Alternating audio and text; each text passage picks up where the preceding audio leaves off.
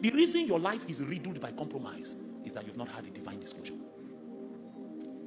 The reason you can joke with your prayer life, joke with your consecration, joke with your love for God, joke with your vows to God. Some of us made crazy vows, and by His grace we have kept them till date. Crazy vows. But you is every year you come begging God, Lord, I know I promised you in 2022 that this is the way I will live. Now it's 2024. I don't know. Have mercy. When will you stop begging for things that God is waiting for you to commit to? When will you stop begging? This is why it looks as if my generation is praying. Go anywhere now. We are doing 60 hours, 80 hours, and yet God is shy.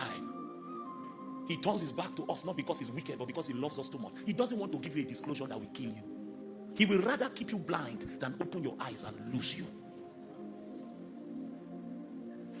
Anna's own opening of her eyes led her on a prophetic journey of destiny.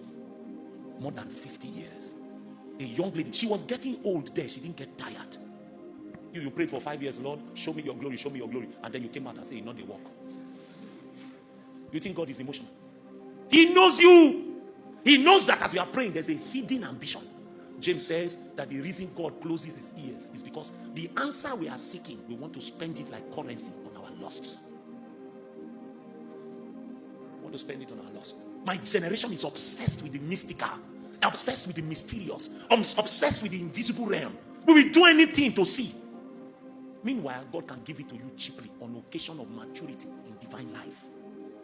You will see the kingdom of God when you begin to grow in divine life. It's a natural consequence.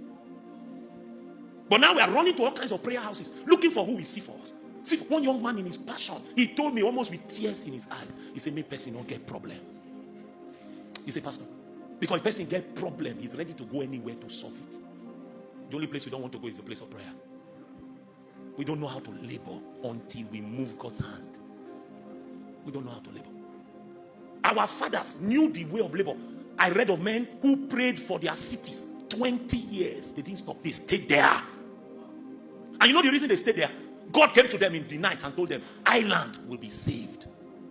They woke up the next day and saw Ireland still looking the way it was in the natural. But what they had seen was stronger. So even though they were crippled and sitting at the gates called beautiful, do you know that is a contradiction? A man's life is totally on a halt. He's crippled from birth. He's sitting at the gate called beautiful. So if you come to the beautiful gate, you will see a caricature at the gate called beautiful. But meanwhile, what they had seen in the spirit was stronger than what the natural realm was speaking. So they were ready to waste their lives at the altar of prayer.